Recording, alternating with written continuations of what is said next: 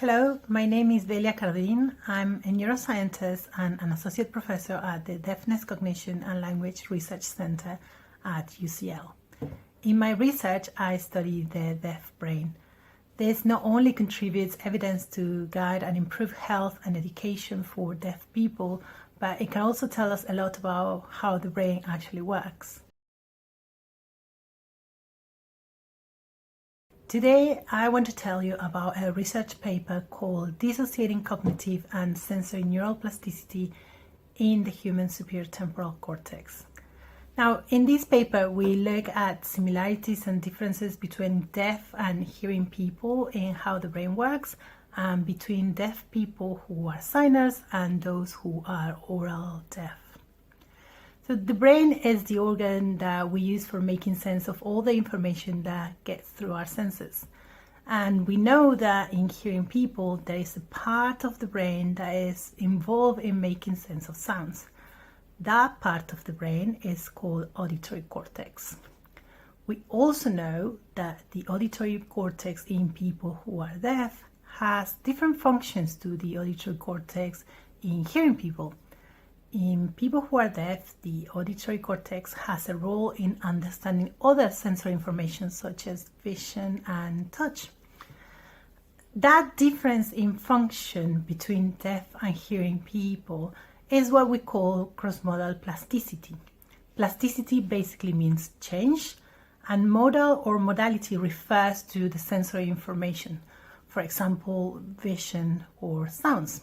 So cross-modal plasticity means a difference in function in a part of the brain, in this case the auditory cortex, where for deaf people there is a change in that part of the brain from processing sounds to processing vision and touch. What we didn't know before this research was whether there were differences in brain function depending on the language that you first learned as a child and used throughout your life, for example, sign language or speech. That is, what we wanted to know was whether the role of what we usually call auditory cortex is different between deaf signers and deaf oral. Knowing this was important because, as well as contributing to us understanding more about language, deafness, and the brain, it also clarifies whether knowing a sign language causes other changes or additional changes in brain function.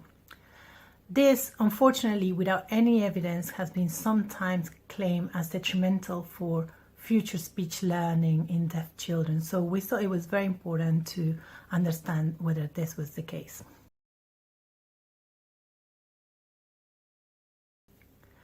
So to investigate the question, what we did was to use a technique that we call fMRI, and this technique uses an MRI scanner like those scanners found in hospitals, and by using the technique fMRI we can study brain function in humans in a non-invasive manner. And we had three groups of participants: a group of deaf signers, a group of deaf oral people, and a group of hearing people who didn't know any sign language. So while people were in the MRI scanner, we showed them videos of BSL and also pictures that didn't have any sign language content. While people were looking at this, we recorded their brain activity.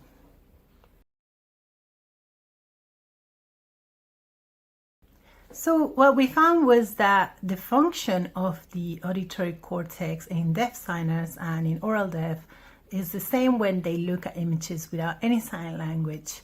It doesn't matter if you are a signer or oral deaf, there's going to be same brain activity in auditory cortex when you look at images without any language.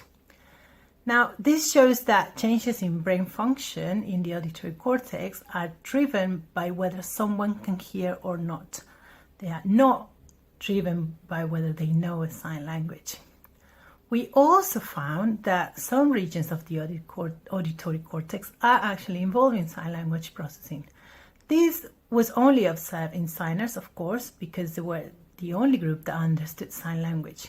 We know from other studies at DICA that these regions of the brain in the auditory cortex are also involved in lip reading in deaf individuals and seem to have a more important role in visual language processing in the brain of deaf people than in the brain of hearing people.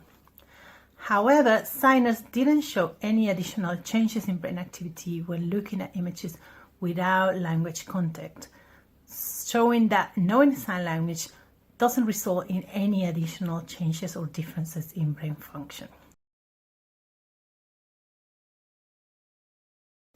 We think that our findings are important because some cochlear implantation programs recommend against the use of visual languages such as sign language or even speech reading before implantation.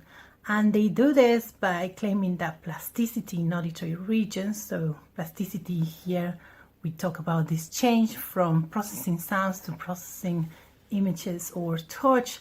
They claim that these are driven by sign language knowledge or could be increased by sign language knowledge, and that sign language use could interfere with speech acquisition.